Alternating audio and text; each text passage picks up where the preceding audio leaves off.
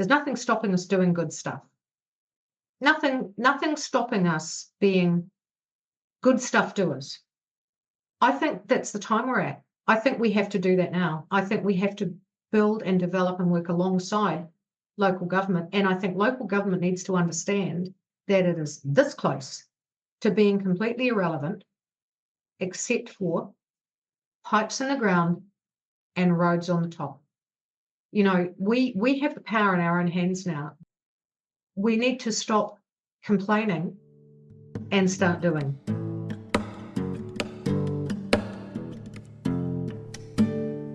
Hello and welcome. I'm Abby. This is Stories Lived, Stories Told, and today I invite you to join me in conversation with Sue Wells as we take a communication perspective on communities, disasters, and rebuilding. To take a communication perspective is to consider what we're making and how we're making it through our communication practices. This means we look closely at patterns, context, stories, and relationships, and that we use curiosity, mindfulness, collaboration, and dialogue to create better social worlds. So whether the topic of today's conversation is familiar to you or not, the hope is that using a communication perspective will reveal new ways of seeing and being for all of us. At the top of the episode, you heard our conversation partner today, Sue Wells. Sue is a New Zealander, originally from Christchurch in the South Island, where she grew up, studied at Canterbury University, had a highly successful broadcasting career in radio and television, and then moved into local government as an elected city councillor in Christchurch from 1998 to 2013. Sue has a passionate interest in how urban planning and community development work together and continues that interest in her work today. Like I said at the top, we are using our communication perspective to explore communities, disasters, and rebuilding in this conversation. And we do that by unpacking Sue's experience as a city councillor during the 2011 Canterbury Earthquake sequence that devastated Christchurch. I'm not going to give too much away here because Sue will share about the events and her own experiences. This conversation feels relevant and timely. And I imagine that this conversation of how do we come together as communities in times of disaster is a question that is only going to become more and more crucial. I really do believe that we need to be applying a communication perspective to everything we do because there's nothing in our lives that communication isn't a part of. And this feels like a really obvious example of a situation where you would need to think creatively about communication. There are certainly people that are already doing this work, but like Sue said at the top of the episode, we have the power. We all have power. Everybody has a little bit of power. And so we need to educate ourselves and show up to each other in the ways that matter. And we all have a lot to learn here.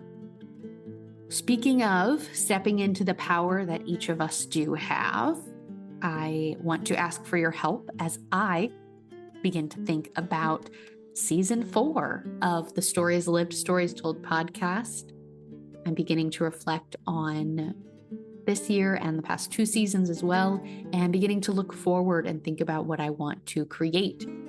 And in the spirit of CMM, I would truly love to co-create with all of you who listen. So there is a survey that you can find in the show notes. Fill out as much of it as you would like to and participate in co-creating the next season of the podcast with me. I would love to hear from you. As always, I really appreciate being in dialogue with you, especially about this. So thank you so much for your help. Thank you for listening, and let's jump into this conversation with Sue.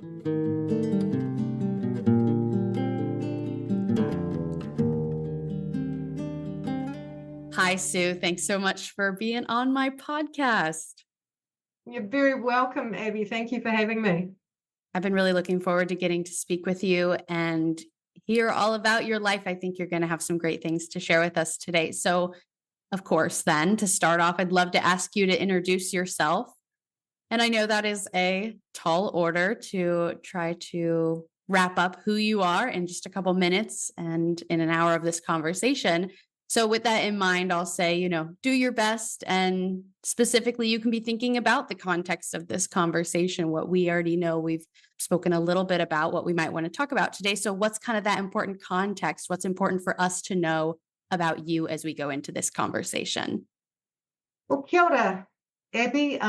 Ko Sue Wells taku ingoa. My name is Sue Wells. I'm a New Zealander, and I live in Waikanae, which is on the Kapiti Coast, about 45 minutes north of New Zealand's capital, Wellington.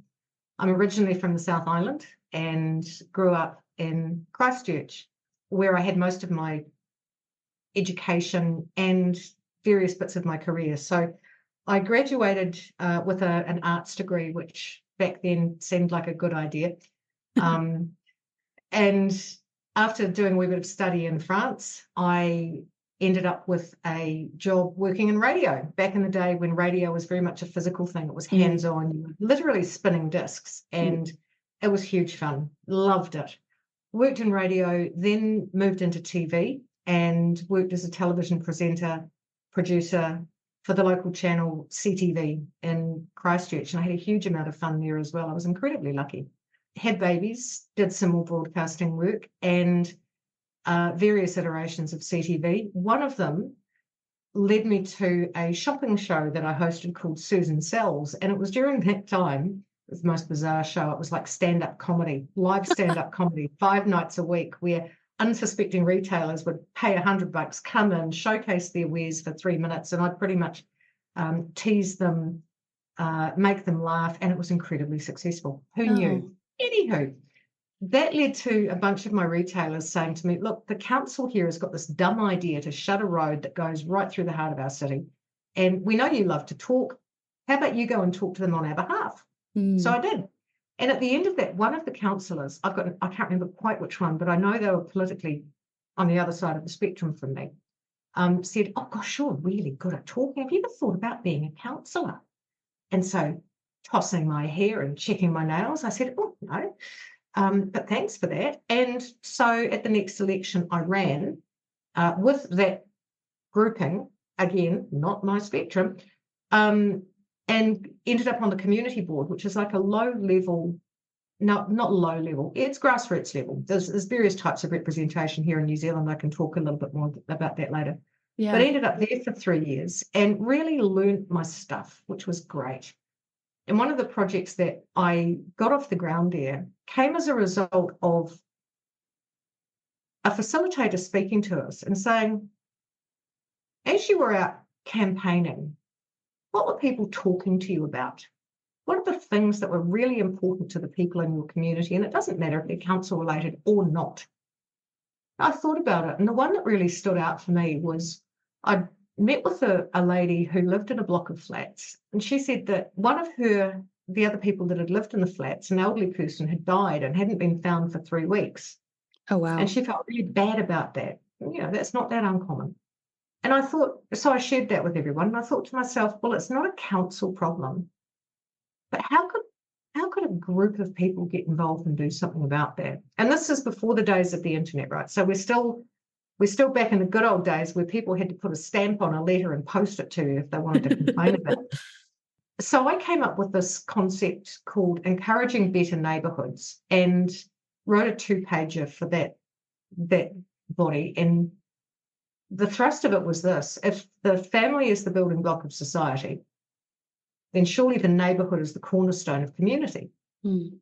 And what if we all just made the effort to know the people who are immediately adjacent to us, or maybe a fraction more? If every single one of us did that, just got to know them so we could say hello, just know their name, say hi, break down those barriers. And often when you've lived somewhere for a long time and you haven't done that, it's incredibly embarrassing. Yes. You see your neighbours, you don't know who they are, you wave at them and you think, oh my God, I don't know who they are. So we offered 50 cents per person for any community grassroots organisation, bunch of neighbours, to throw a party in their neighbourhood during a particular week of the year. And it happened to be Halloween. And I deliberately timed it that way because in New Zealand, Halloween is actually quite frowned upon. It's not a thing. It's weird. I love it. But then I've got 18% Irish ancestry, so I know where it's from. So we ended up with 4,000 new neighbourhood support groups coming out of that program in 12 months in a Wow. city population of no more than 300,000 people. Wow. Astonishing. Had no idea that would be the outcome. But what it was is we liberated people. We said it's okay not to know your neighbours. Go and have a bit of fun and we'll contribute. Roaring success, still goes to this day. And, that was great. So that gave me a huge amount of confidence that up until then I had been lacking. For the first 18 months, I drove home from every single one of those meetings, bawling my head and bawling my eyes out because I felt like such a fraud. Imposter syndrome is very real, especially when you get into an environment like that here, where it's incredibly complicated. Anyway, after that, I had another crack at running for council, got on and spent the next 15 years there and loved it. Got into environmental planning, all that sort of stuff, focused on regulatory issues and did a huge amount of work in that space. My last term, our terms here are 3 years, so I did 5 of them. My last 2 terms on the council included the Canterbury Earthquake sequence, which was just horrific and which has provided me some useful observations that I'd like to share with you as we go on today. So that's pretty much me, Abby. How's that in a nutshell? That's a wonderful, wonderful start.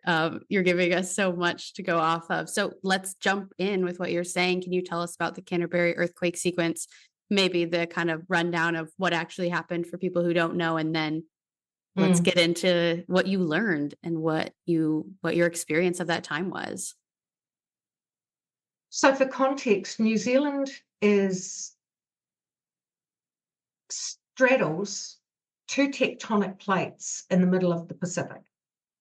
It is well known to have volcanic activity, to have geological activity. It's described as a geologically young country.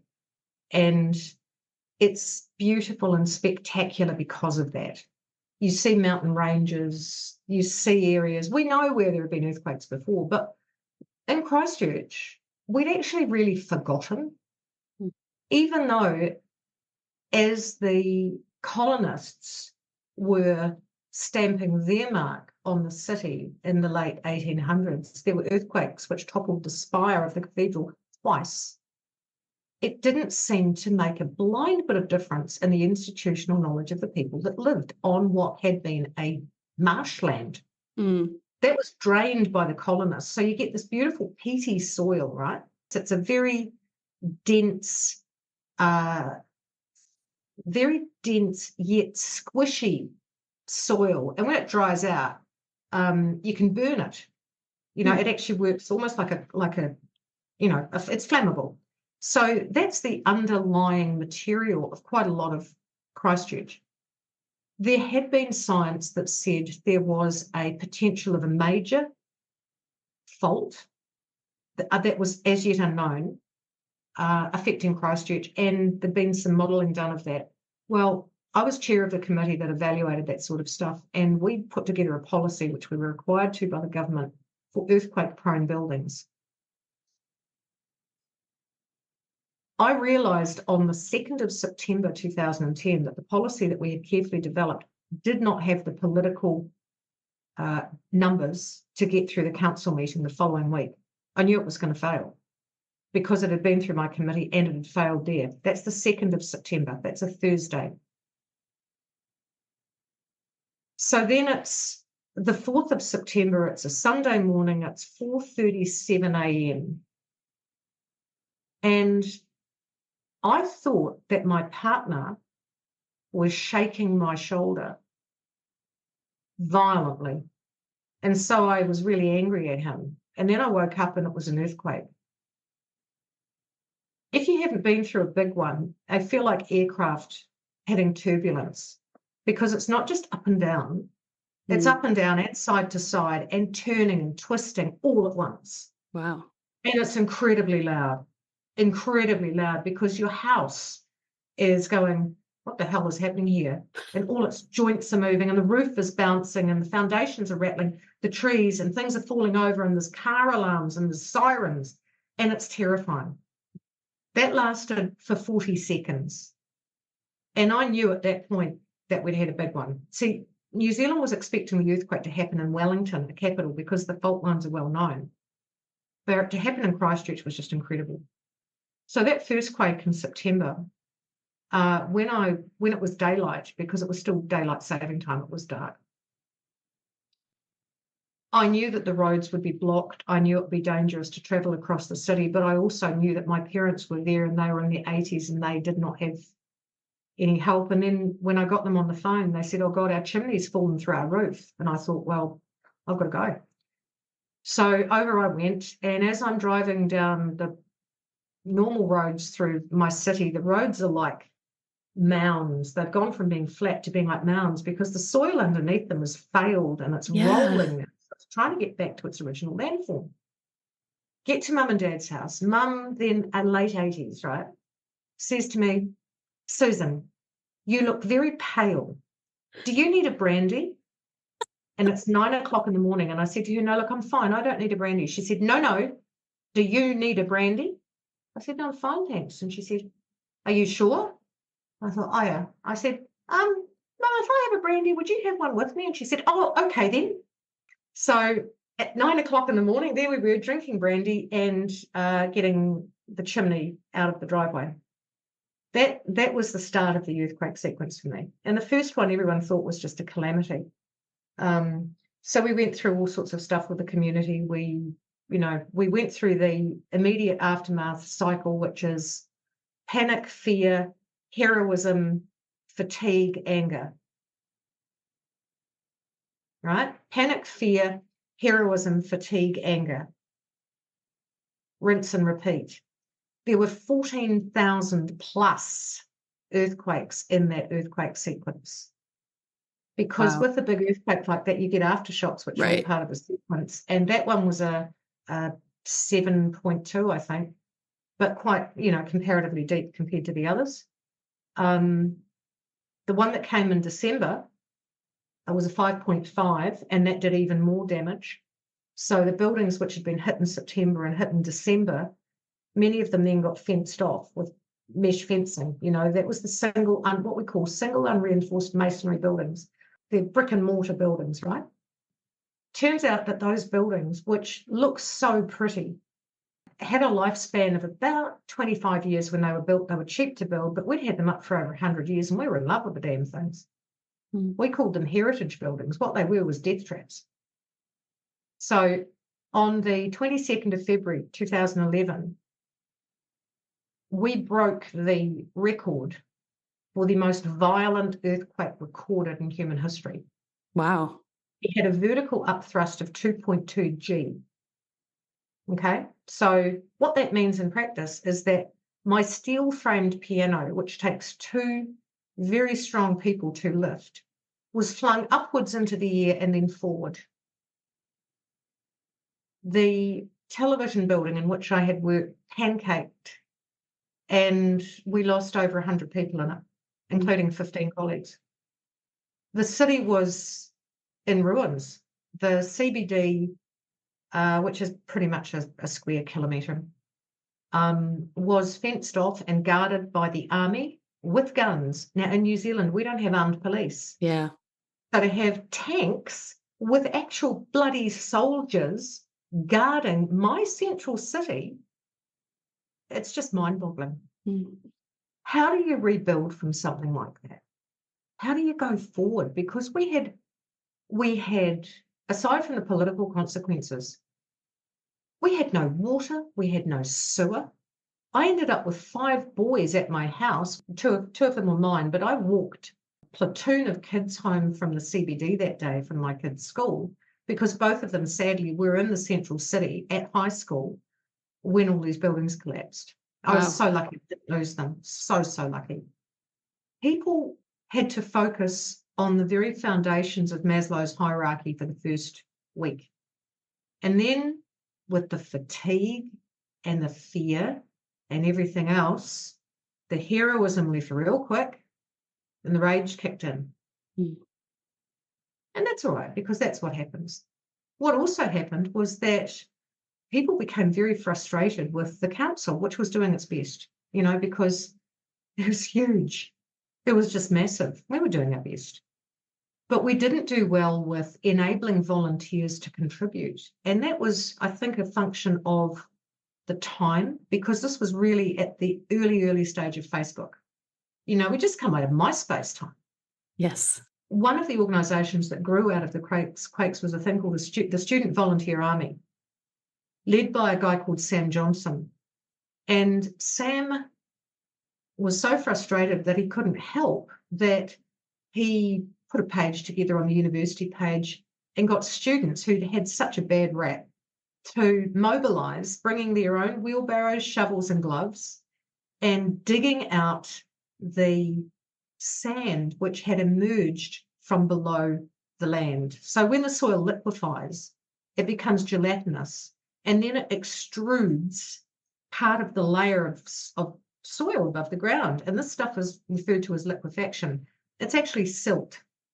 I have a brick which is made of that silt, which was given to me as an award when I left council. Shudder to think what's in it. I don't want to have it tested because it's probably biohazard. Yeah. But this stuff, this muck, as I walked into town that day, it was nearly a foot deep. It was up to my calves, and I was wading through it because it was liquid and so just horrific. We had 5,000 households red zoned. And what that means is they lost their houses because the infrastructure could not be put underneath them again. You couldn't physically put in water and sewer because of the damage to the land. So you start with the immediate life threat, right? Then you get into the buildings and people can look at those, but what they don't understand is the land form. And when you start using your eyes after an event like that, you go, why the hell did we build here? Why would you drain a marsh? Why would you build on a riverbank, on an estuary? Why would you build on a cliff face? And these are issues now that as climate change becomes increasingly obvious, even to people who've denied it, become more prevalent. What we see now is the insurance industry across the world retreating from areas which are vulnerable, making them unaffordable for people. And that is just building such a wave of anger towards local government here, because people can't make the jump between the councils aren't actually punishing you for living in those nice homes. What they're saying is, we don't actually want to be the ones carrying the can for when nature takes its course and your home is ruined. So what I learned also during the quakes, last thing before I throw back to you, Abby, is that earthquakes don't just knock the facades off buildings, they knock them off people too. And I observed after it a really interesting difference between the behaviour of men and the behaviour of women. Interesting. The women that I worked with and who were in my circle were all busily rebuilding. The men who were, boomers, were desperately trying to discover their place in the political hierarchy again. And such competition and such whinging. Oh, the entitlement. Oh my God. That was really the difference. But I think also just what it must do, I know what it did to my ego when every single building I'd worked in was broken, when all of my television archives went down in the CTV building. I've lost my entire broadcasting heritage. All of my work's gone. That really hurts. When you work for something all your life, I worked for that city so hard, and it broke itself and it broke me, and that's why I don't live there anymore, because it's just too damn hard. Too damn hard. So anyway, that's a précis of earthquakes in Christchurch and the 2011 earthquake sequence.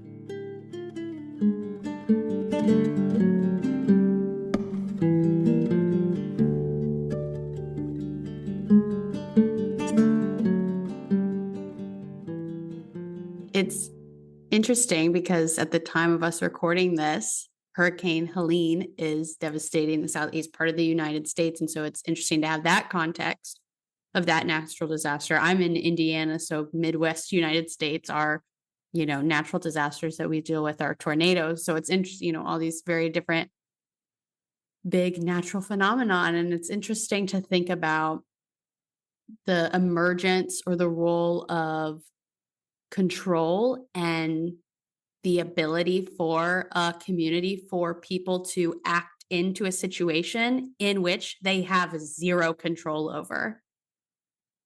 So that's what I'm really curious to hear about, is how you and your council help facilitate involving people. And like, maybe you could give an example. You said, people were frustrated that they kind of weren't being allowed to help, but maybe there were some barriers to people being able to step up. And then what did it look like to overcome that for you? Sure. So the key thing is that in all of the disaster planning, and I've been involved in disaster planning, no one had factored in the fire hose of volunteers that sprayed themselves at the organisation going, I want to help, I want to help, I want to help, I want to help. And it's like a chorus of voices when people are actually trying to do other stuff.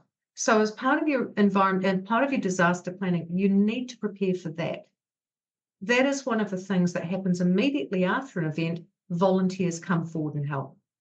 If you call for pillows and blankets, you'll get all the pillows and blankets in the world until you have to go and dump them. Wow. You don't turn away money at the start. What you ask for is money, because money is transferable, right? You ask for cash.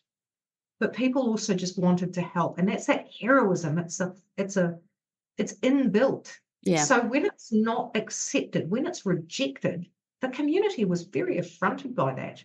And the council did not facilitate that. The community actually went away from the council and said, okay, then we'll just do it on our own. And that's the thing, that's fine up until somebody loses an eye. If councils don't, councils need to understand that. But so do communities, because, what's priority for one member of the community? For example, the guy that rang me about 4 days after the big quake in February and said, I've just been down to my local park and the sprint track is covered in mud. What are you people doing? It's been 4 days. My daughter's got an event this weekend. I mean, for real, dude. Yeah. What the council did that was incredibly good was, as part of the rebuild program for the community, the council put together a program called Share an Idea, and you'll still be able to find that, Share an Idea. It was a charrette for citizens that ran over 2 days, 17th, 18th of March 2011, from memory. We had 105,000 submissions. And what we asked was, what do you want to see? What do you want? It was open. What do you want? What's important to you? And people raised accessibility, better environmental awareness in the rebuild, the importance of understanding and respecting our First Peoples culture more. Was amazing, absolutely amazing. I was thinking it was going to be rubbish bins. And instead, people were coming up with these beautiful, big picture, good, high-level perspectives that really, really shaped our city. They shaped our city. We shaped Christchurch together. And it was beautiful. It was a beautiful exercise, because it really helped us heal. And so that was one thing that was a spectacular success. Yeah, tell me more about what it looked like to rebuild. What it looked like to rebuild? Well, it depended on where you lived within the city, because where the city had first been colonised and settled was very much that marshy area. East of that, the land really did not stop moving for about 3 years. And that's what a lot of people couldn't figure out. Why aren't you putting the pipes in? Why aren't you doing stuff today? Because the ground is still mushy as hell, It's like if you have a really big rainstorm and your ground gets really sodden, it gets, when you walk on it and it's really squishy. So imagine that, but layer after layer after layer of squish. Right. Ugh, yeah. And then every time it rains and it dries out, the ground is moving, it's mobile. Ground doesn't stay still. It's got spaces and they fill up with water and that evaporates. So it's all moving, right? And because of the displacement, the ground moved and kept on moving. So for people on that side of town, it was much more of a slower repair strategy than it was in the western burbs where the ground was really good, built on river gravels. They could just get on and put their roofs back, carry on with life. The ones in the east, wow. Well, they were given cash payouts for their homes, and so they could build somewhere else or buy somewhere else. It meant going away. It meant moving out of their suburbs, moving to different neighbourhoods and different communities. 5,000 households displaced, having to start again with sometimes huge deficits. Suburbs that were completely dissolved, that will never come back. That's a scar that stays on people as well as on the land. So it really depended where you were as to how it looked. We fenced off the really dangerous buildings. We made sure that the infrastructure was the most important. Water and sewer were adequate. And we worked actively with the Red Cross and the other organisations to make sure that people were okay in their homes. And the community hated us. They hated the council. They thought we were rubbish. They pilloried us. They made us whipping boys and scapegoats, because when there is no visible enemy, you find the powerful organisation in your community and you blame that.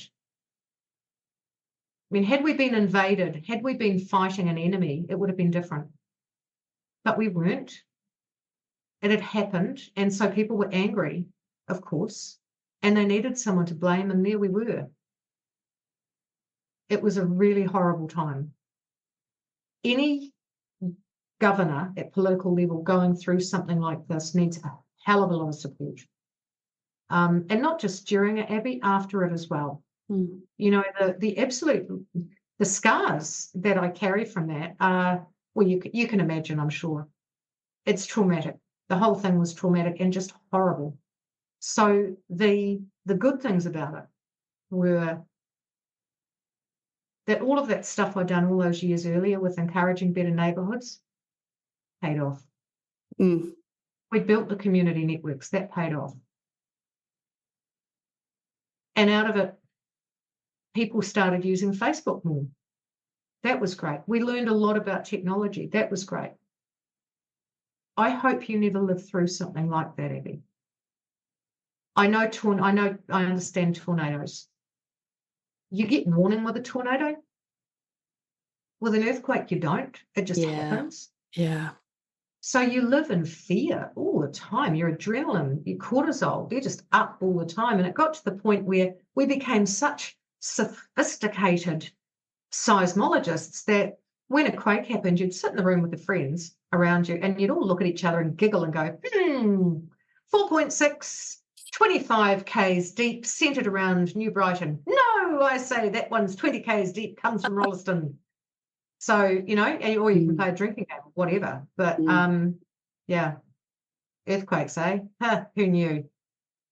In dealing with people hating you, what did it look like, if you were able to overcome that, or to at least get on the same page with the people in your community? It looked like people protesting when we gave our CEO a pay rise, which he deserved. It looked like I was accused of using my influence. Remember, we had no toilets, right? So the council, I had no control over this, didn't know anything about it, was putting portable toilets, I don't know what you guys call them, we call them portaloos, across the city, we had, I think it was about, I want to say 20,000 of these things, maybe 2,000, I can't remember. But one of them ended up outside my house, because they were being put on the grass outside the houses. And because of that, I was accused of using my political clout to have one put outside my house. I was rung by a member of the media who happened to get me as I walked out of a funeral. And I was sickened by that. I was so angry that I ended up bringing him back about an hour later and apologising because I thought I'd been rude.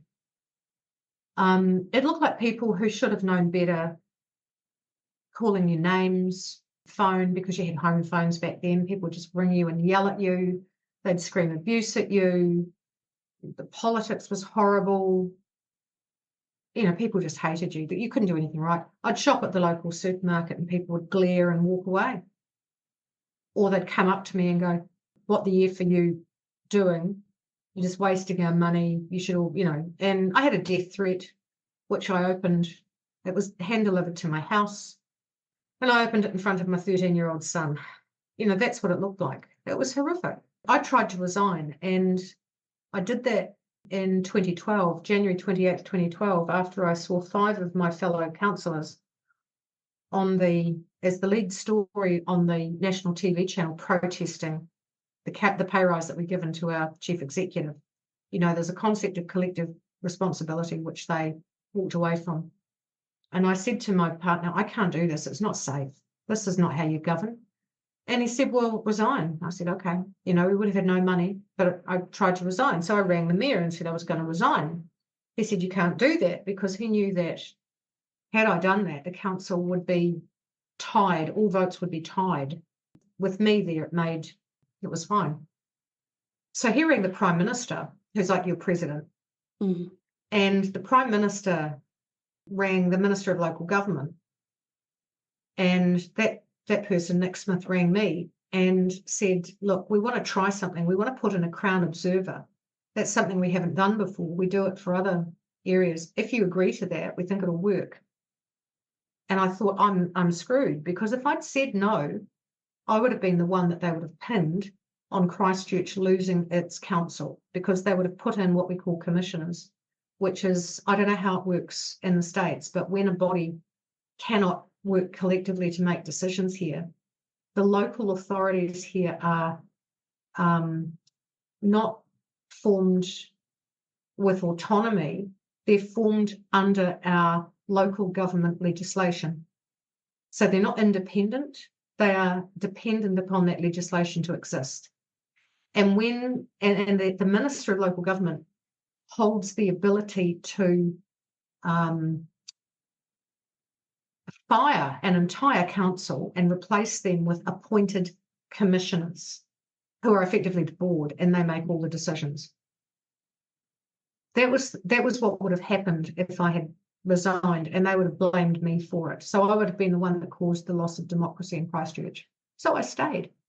Yeah. And it was horrific. That was just horrific. The rest of the term, horrific. Where in your span of 15 years did the sequence of earthquakes occur? The final part. So I was a mature, seasoned councillor, Mm-hmm. and I would have been quite happily, doing it forever.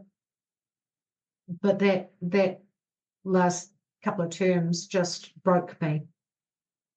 I knew at the end of that term that one of two things had to happen. Because I could see what was going to happen politically the following term, and I knew that the mayor wasn't going to come back for another term because people hated him. I was either going to be the mayor or I wasn't going to be there. I didn't want to be a councillor anymore. So I spoke to my family, I spoke to my friends, and they said, "Look, one of two things will happen. You'll either win or you won't, and either way, it'll break you." Mm. So I walked around with the signed nomination papers in my bag right up until nomination day, and I just couldn't hand them in. I couldn't bring myself to hand them in. And I never really decided not to stand. I just kind of didn't run. And I retired at that point. I was just worn out, needed a break. And when you have over here it's a paid job. So you quit your regular career, and I'd done that for 15 years. So at the end of that, you walk away, you have no 401k, you have nothing. You literally walk out the door, it slams behind you, and nobody remembers you're ever there. And that's what being an elected member is like. That is what it's like if you choose to serve your community at that level. And I'd imagine that's a universal experience. And people wonder why people don't run for council, why they don't run for local government, why they choose not to serve.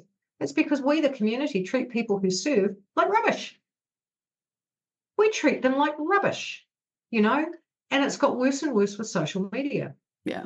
We end up with our little bubbles where everyone says the same thing. Oh, yeah, we all hate such and such. Yeah. Oh, I wish they were dead. I wish they'd be murdered. And it just escalates like that. Yeah. It escalates, and it's the most appalling things that are said and thought. It's just people seem to have transformed with the internet in a way that I really don't like. I'm starting to sound like an old Luddite, but I really don't like the behavior that people now think is acceptable because of the internet. I agree.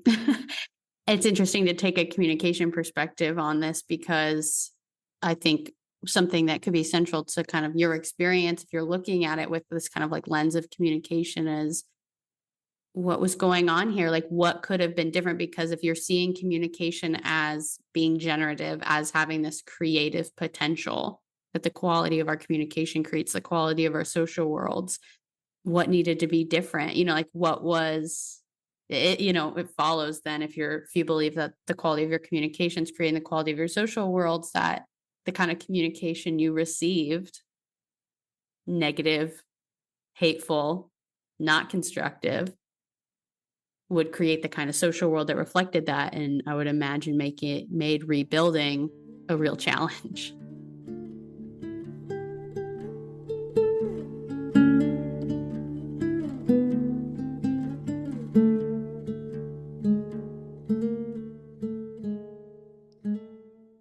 I think that having lived through it, the psychology of the people in the community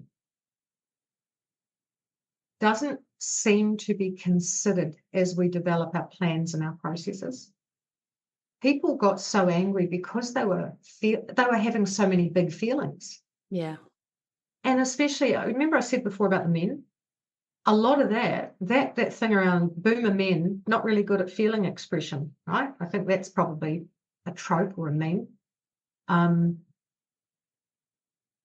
When you don't have the ability to constructively express things like fear and loss and grief, it can come out very aggressively.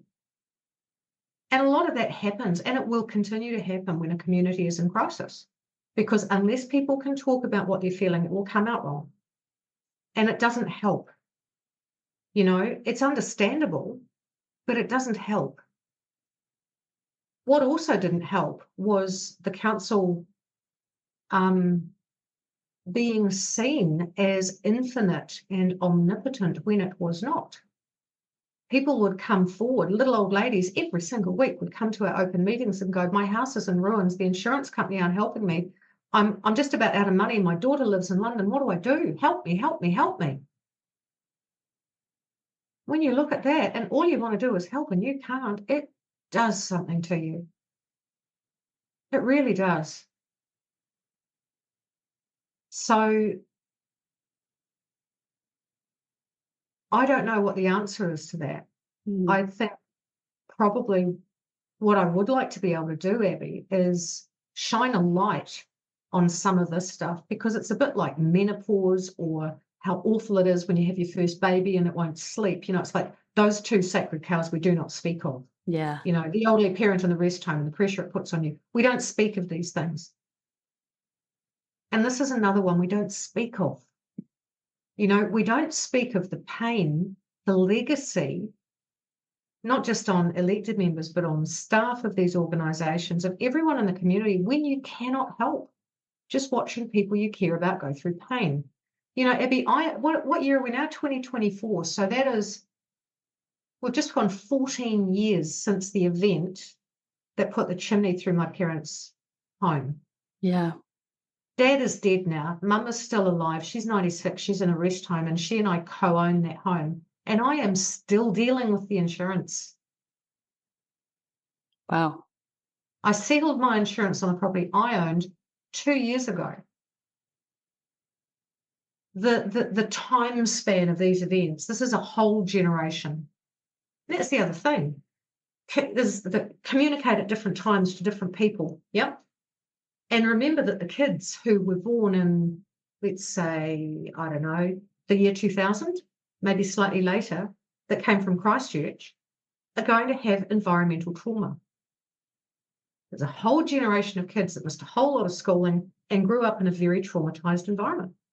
What do we do to provide for that? What do we do to think about my generation when I'm 80 and I'm dying of asbestosis?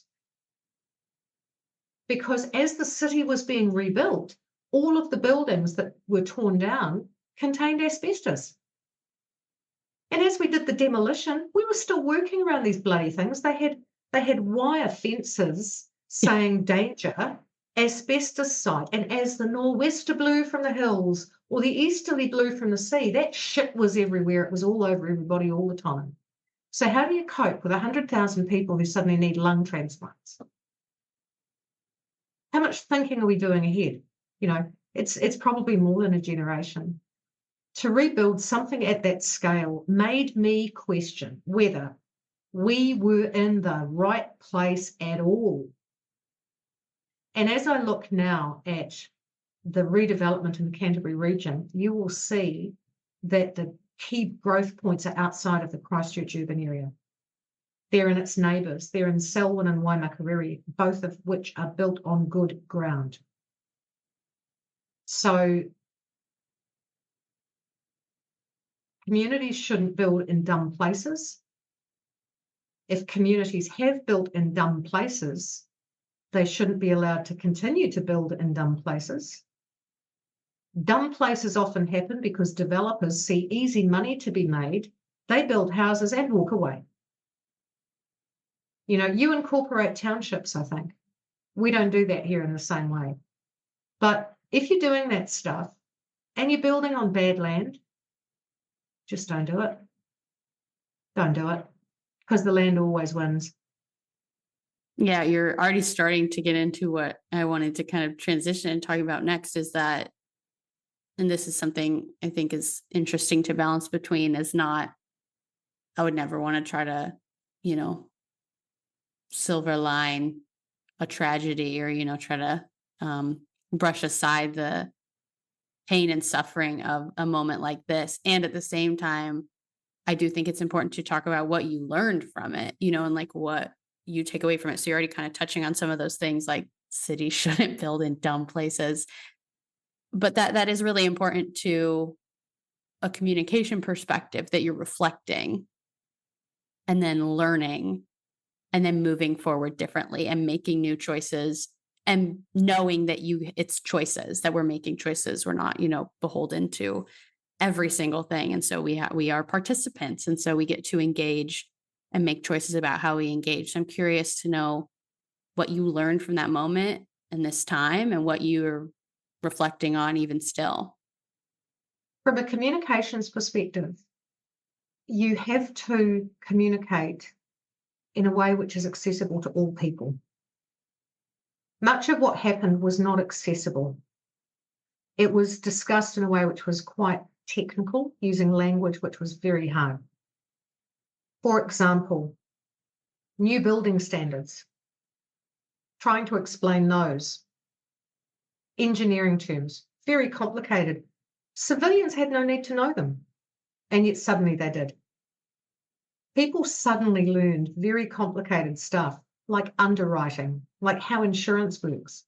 And all of it was just out of the blue, and they had to learn all this stuff. Dealing with insurance companies was a part-time job. One member of the household, guarantee it, 20 hours a week dealing with insurance, learning all of this hard stuff, really complicated things. And for many people, completely inaccessible. So Engineering New Zealand actually asked me to work with them just as a volunteer to help their people speak English, not engineering. Mm. You know, it's not about dumbing it down. It's making it accessible so that people can understand what you're talking about. If you say to people, look, there's a return period of 1 in every 23,000, and that's why you can't live there anymore, as opposed to, see that rock? Now see your house? One is up and one is down, and the ground underneath it that was holding the rock until last month has been loosened. Bad idea. Pretty much the conversation I had with a bunch of residents on the 11th of June 2011, because they were so angry that the downhill side of their street was green zoned, they could live in it, but the uphill side was red zoned.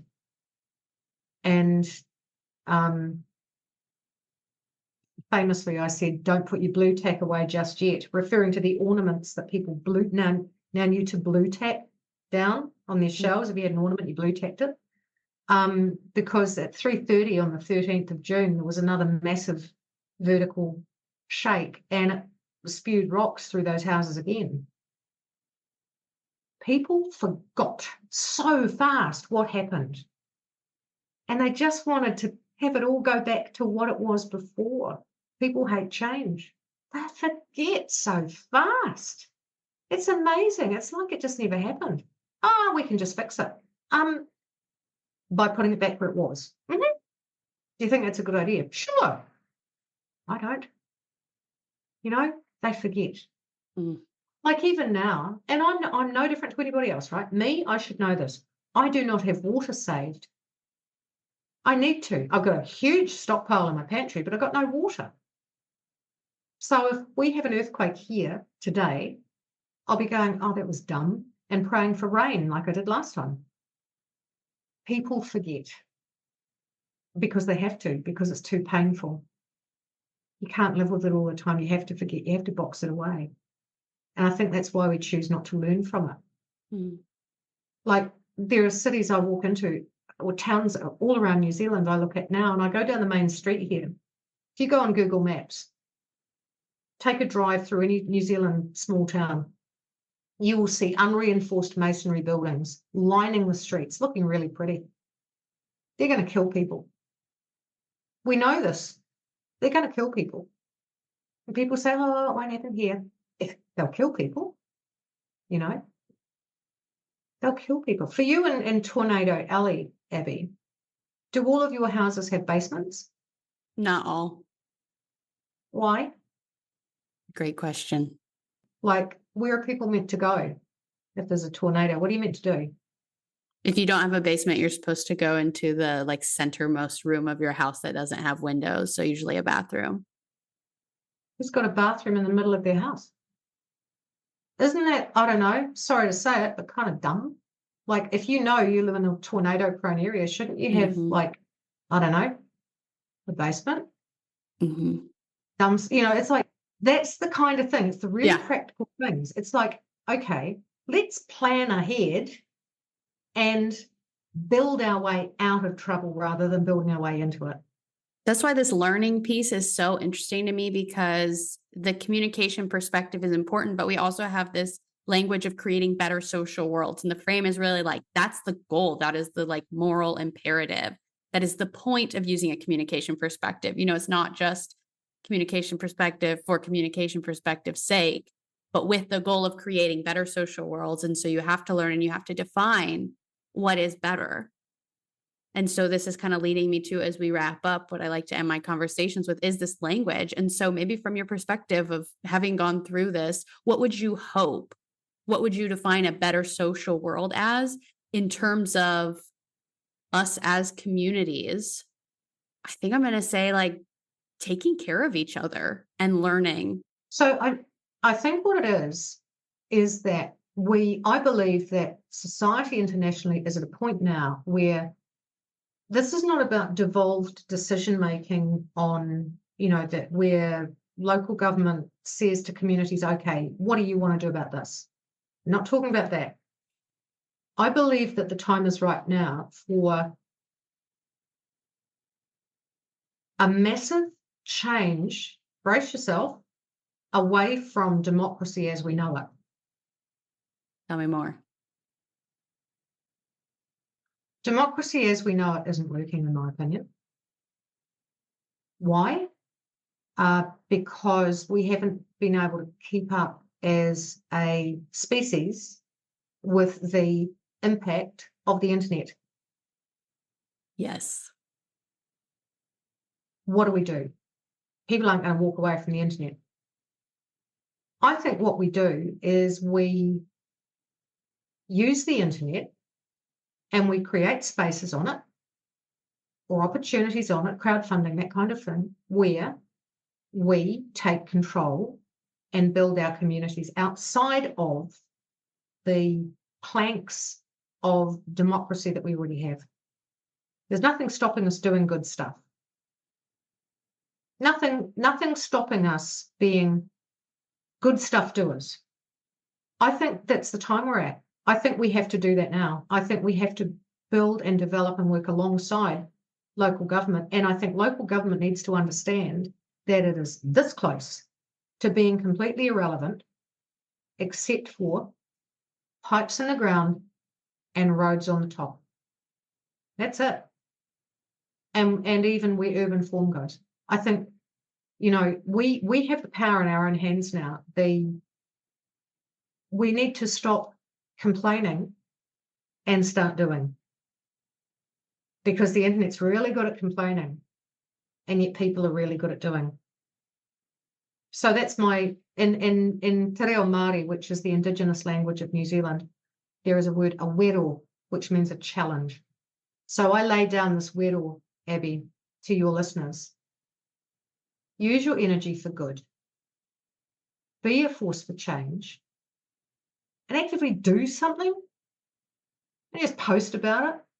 Get involved. Do something. Encourage better neighbourhoods. Throw a barbecue. Do something cool for Halloween. Meet your neighbours. Do something radical. I don't know. Just be a good human. Yeah, I appreciate that as a kind of note to end on and to send us off with. I think one of the other maybe like core issues I would point to in the United States, at least I'll speak for, is a misalignment of that politicians are supposed to be for the people and represent their constituents. And I think a lot of politicians are more beholden to money and the big corporations that are giving them money. And so they become beholden to other things. And so the wants of the people are not reflected by the people in the positions of power that are making decisions. And again, putting my little communication perspective, overlaying that over this situation, keep coming back to thinking about what is it, how do we rebuild that? How do we heal that? Create a community organisation, create a community forum, create a community network, bring people together, go to the local bowling club or whatever, and put a message out, put it out on your community page. Just say, I want to pull everybody together to just talk about stuff. What do you want to come along or not? Yeah. This isn't to do with our council. This isn't a town hall meeting. This is a meeting for people who, you know what, we just want to do some stuff. What do we want to do? Yeah, that every single one of us is a participant. Yep. Because you might find that your big problems are not the council's problems. They're not the roads, the pipes, Those are the problems I think we have the obligation to flush out and to fix, and we can. Yeah. Yeah. Well, Sue, thank you so much for being a part of this conversation with me today. Before we go, is there any last thing you wanted to have the opportunity to say here? There is actually. I'd like to close this with a karakia, if I may, which is a karakia is a prayer. I should actually have started with one, but I'd like to close a Māori prayer. And this one is one of my favourites. I'll give it to you in Te Reo Māori and then I'll give it to you in English so you understand what I've said. Whakataka te hau ki te uru, whakataka te hau ki te tonga. Kia mākina kina ki uta, kia mā taratara i tai, e hia ki ana, te atakura, he hio, he huka te heihu, te hei mariora. Cease the winds from the east, cease the winds from the west, let the breeze blow over the land. Let the snow-tipped mountains glow with the promise of a new day. Blessings upon you all.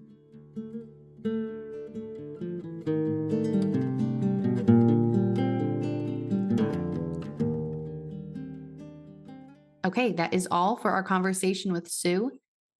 At the end of each episode, I like to offer a question to reflect on, which acts as a next turn for us. So the conversation doesn't stop just because the episode does.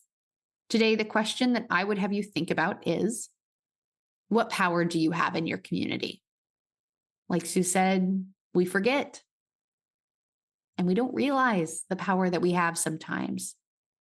So I'd invite you to start reflecting on what power already exists for you.